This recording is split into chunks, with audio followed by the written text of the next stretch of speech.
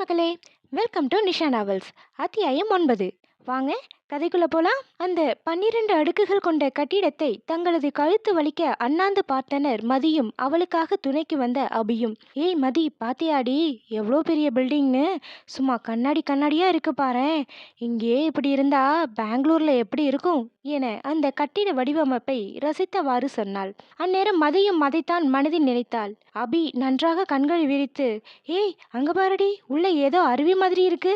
எம்மாடியோ, யாரடி இப்படி ரசிச்சு கட்டியிருப்பா என்று கேட்க, மதியும் அந்த இடத்தை ரசித்து பார்த்தவள், யாரோ நல்ல ரசனை உள்ளவன் தான் இப்படி பார்த்து பார்த்து டிசைன் பண்ணியிருக்கணும் என பதில் சொல்ல, அவர்களை கடந்து சென்ற அன்புவோ இருவரையும் கேவலமாக ஒரு பார்வை பார்த்துவிட்டு தலையில் அடித்து கொண்டு சென்றான். அதை பார்த்த மதி, ஏண்டி எதுக்குடி இப்போ அன்பு நம்மள ஒரு மாதிரி பார்த்துட்டு போறான் என்றால் போறவனை முறைத்தபடி. அபி புன்னகைத்து, பின்ன பட்டிக்காட்டா மிட்டாய் கடையை பார்க்குற மாதிரி நம்ம வாயை பொழந்து அண்ணாந்து பார்த்துட்டு இருந்தா அவன் மட்டும் இல்லை, சுத்தியும் பாரு, எல்லாரும் நம்மளை ஒரு மாதிரி பார்க்குறாங்க என சொல்லி சத்தமில்லாமல் சிரித்தாள். சரி சரி வா வா, முன்ன பின்ன இங்கே வந்ததில்லைல்ல, அதான் கொஞ்சம் மெய் மறந்து பார்த்துட்டோம் என அழகாக சமாளித்தவள் அருகில் நின்ற அந்த உயர்தர சொகுசு காரின் கண்ணாடியை கண்டு அவசரமாக தன் தலையை முகத்தை என சரி செய்துவிட்டு தன் துப்பட்டாவை சரி செய்யும் நேரம் அந்த காரின் கண்ணாடி மெதுமெதுவாக கீழிறங்க அதற்குள் அங்கிருந்த செக்யூரிட்டி அழைக்க அபி மதியின் கையை இழுத்து கொண்டு சென்று விட்டாள்.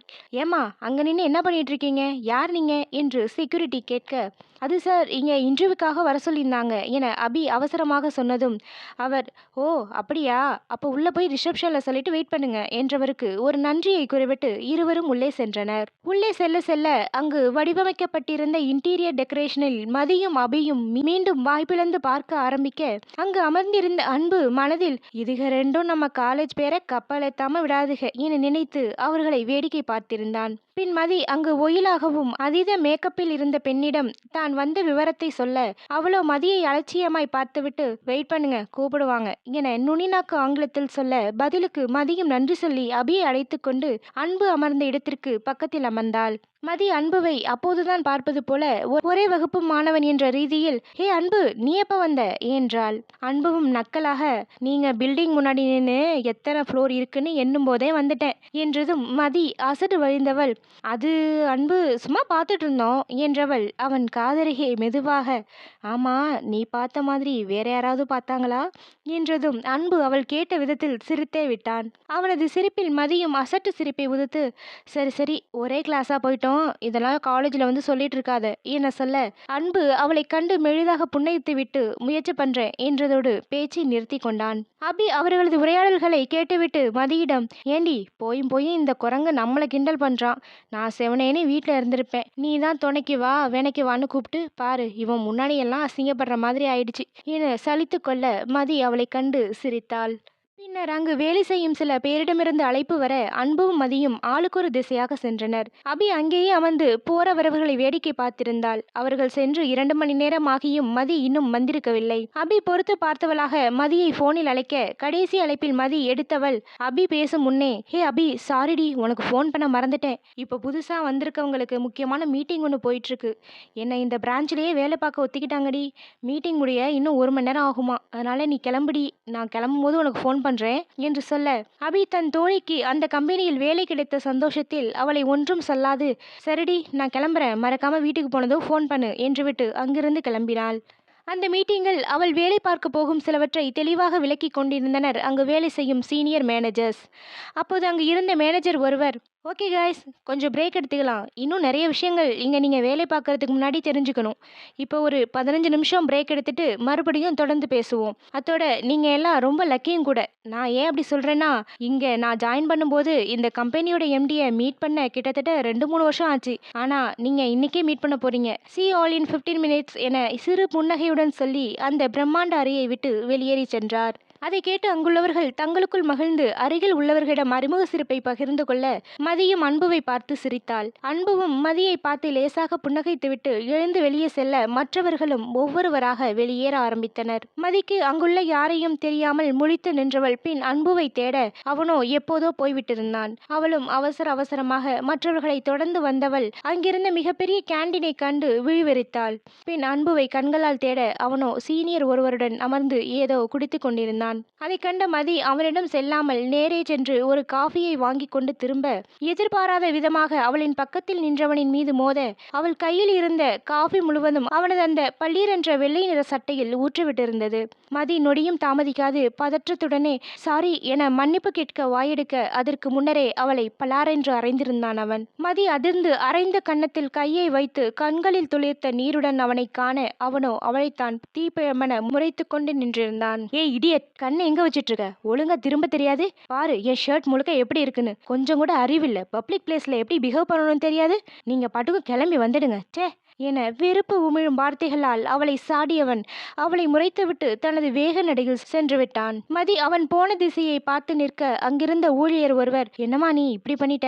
சரி விடு, இந்தா காஃபி என மற்றொரு காஃபி கப்பை நீட்ட, மதி அதை வாங்காது அங்குள்ளவர்கள் அனைவரும் தன்னையே பார்ப்பதை உணர்ந்து வேகமாக அந்த இடத்திலிருந்து சென்று விட்டாள். அன்புக்கு அந்த நேரம் போன் வரவும் அதை ஏற்று பேசிக்கொண்டே வெளியில் சென்றதால் நடந்தது எதுவும் அவனுக்கு தெரியாமல் போனது. பின் அங்குள்ளவர்கள் சலசலப்பாக ஏதோ பேசிக் கொண்டிருந்ததை பார்த்தவன் தனது சீனியர் மாணவரிடம் என்னவென்று கேட்க, அவன் அங்கு நடந்ததை சொல்ல அன்புவுக்கு அந்த முகம் தெரியாதவனின் மேல் கோபம் வந்தது. இருந்தும் தன்னை கட்டுப்படுத்தி கொண்டு மதியை தேடி போனான். மதி அந்த கார்டன் ஏரியாவில் வழிந்த கண்ணீரை துடைத்தவாறு அமர்ந்திருந்தாள். அங்கு வந்த அன்பு ஹேய் என அதட்ட ஒரு நொடி திடுக்கிட்டு திரும்பினாள். பின் அன்புதான் என்றறிந்ததும் பெரும் மூச்சை விட்டு, சொல்ல அன்பு, மீட்டிங் ஆரம்பிச்சிட்டாங்களா என தன் கைக்கடிகாரத்தை பார்க்க, அன்பு பல்லை கடித்தவனோ, ஏய் உனக்கு கொஞ்சம் கூட அறிவில்லையா? எவனோ உன்னை அடிச்சானா, அதை வாங்கிட்டு வந்து இப்படி அமைதியா உட்கார்ந்துருக்க என எகிறினான். அவன் அவ்வாறு கேட்டதற்கு காரணம் மதி மிகவும் தைரியமான பெண். தப்பென்று தெரிந்தால் அந்த இடத்திலேயே அதை சுட்டிக்காட்டி பேசி வாதாட ஆரம்பித்து விடுவாள். கல்லூரியிலேயே இவரிடம் வம்பு வளர்த்து அடிவாங்கியவர்கள் நிறைய பேர் இருக்கிறார்கள். எதற்கும் பயம் கொள்ளாது நிமிர்ந்து நின்று பேசுபவள். மனதில் உள்ளதை மறைக்காது வெளிப்படையாக தனது கருத்தை முன்னெடுத்து வைப்பவள். அப்படிப்பட்டவள் இன்று தன்னையும் அறியாமல் செய்த சிறு தவறுக்காக ஒருவரிடம் மறைவாங்கி வந்திருப்பதை பொறுக்க முடியாமல் கேட்டே விட்டான். மதி லேசாக சிரிக்க முயன்று, தப்பு என் மேலதான் அன்பு. அந்த ஆள் போட்டிருந்த வெள்ளை சட்டை முழுக்க காஃபி ஊற்றி போச்சு. அதான் அவனுக்கு கோவம் வந்து அடிச்சிட்டான். பரவாயில்ல விடு. ஆனால் எனக்கு என்ன வருத்தம்னா, அவன் ஏதேதோ பேசிட்டான். அதுவும் அங்கே இருந்த எல்லாரும் என்னையவே வேடிக்கை பார்த்தாங்களா, அதுதான் ஒரு மாதிரி இருக்கு என்றவளை முறைத்து, ஓ அப்ப எதுக்கு உன் கண்ணெல்லாம் கலங்கியிருக்கு என்றான் அவளது கண்களை துளைத்த பார்வையோடு. என்ன நீ லூஸ் மாதிரி பேசுற? அடிச்சா வலிக்காதா? அதான் கண்ணில் வேத்துருச்சு என மீண்டும் மதி தன் கன்னத்தை தடவி கொண்டாள். அதில் அன்புவுக்கு சிரிப்பு வர, ஓ கண்ணில் வேர்க்குதுன்னு காத்து வாங்க தான் இங்கே வந்தியா? உன்னை என்னதான் சொல்றது?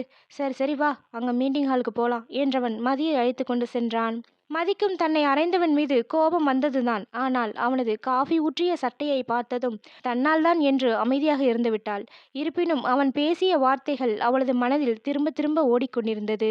அந்த பெரிய மீட்டிங் அறையினுள் அனைவரும் அமர்ந்திருக்க, அப்பெரிய கதவை திறந்து கொண்டு தன் வேக நடையில் தனது ஷூவின் சத்தம் அந்த அறையையே எதிரொலிக்க கருப்பு நிற கோட்சூட் அணிந்து கம்பீரமாக வந்தான் அவன்.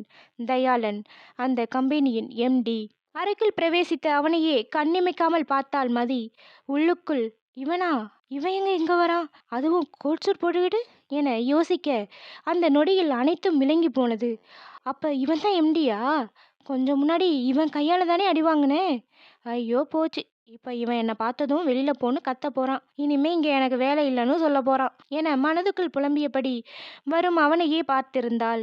ஆனால் மதி நினைத்ததுக்கு மாறாக வந்தவன் நேராக தனக்கென்று இருந்த அந்த சுழலும் நாற்காலியில் அமர்ந்தான். அவன் அமர்ந்ததும் மரியாதை நிமித்தமாக எழுந்து நின்ற அனைவரும் அமர்ந்துவிட மதி மட்டும் தயாவை பார்த்தவாறு நின்றிருக்க, தயா அவளை உறுத்து விழிக்க அருகில் அமர்ந்திருந்த அன்பு மெல்லிய குரலில், மதி உட்காரு என்று சொல்ல அதில் தன்னிலை பெற்றவளாய் பட்டன அமர்ந்தாள். தயா நொடிக்கும் குறைவாக அன்புவையும் மதியையும் தனது கூரிய விழிகளால் அளவிட்டான்.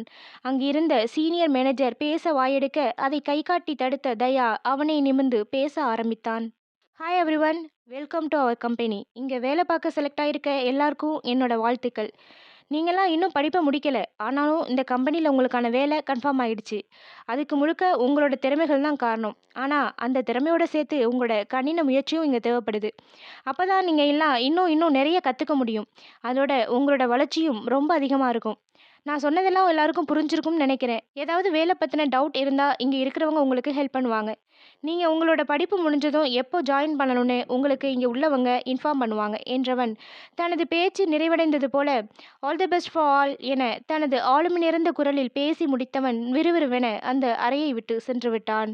அடுத்த அரை மணி நேரமும் சீனியர் மேனேஜர் பேசி முடித்ததும் அனைவரும் அங்கிருந்து கிளம்ப ஆரம்பித்தனர். மதி குழம்பி போயிருந்தாள்.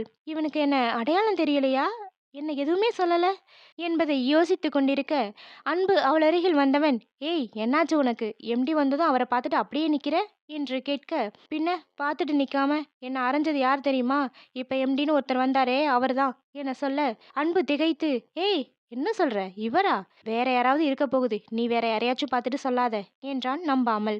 ஏய் அன்பு, எனக்கு கண்ணு நல்லாவே தெரியும், இவர்தான் என்ன அடிச்சது, ஆனா ஏன் என்ன பார்க்காதது போல போறாருன்னு தான் தெரியல என்ற மதியை பாவமாக பார்த்த அன்பு, சரி விடு, அவருக்கு உன்னை ஞாபகம் இல்லைன்னா நல்லதுதான் என்று சொல்ல, மதியும் அதை ஆமோதித்தாள். ஆமா அன்பு, சரி அதை விடு, இன்னும் குரூப் டிஸ்கஷன் இருக்கு, அதை எப்போ ஆரம்பிச்சு முடிக்க போறாங்கன்னு தெரியல என இருவரும் பேசிக்கொண்டே வெளியில் வந்தனர்.